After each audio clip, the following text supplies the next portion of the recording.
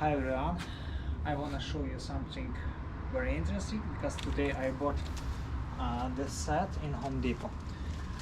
Usually this set sell for $179, and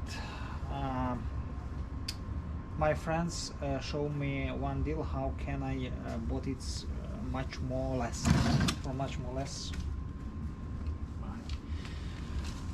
In Home Depot I showed for cashier this receipt. Looks, because someone bought same set for 109.67,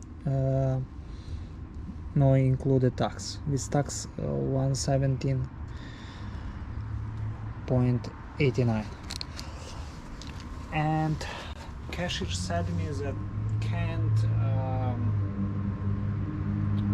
give me the same price, but it was possible took minus $50 off. I want to show you my receipt.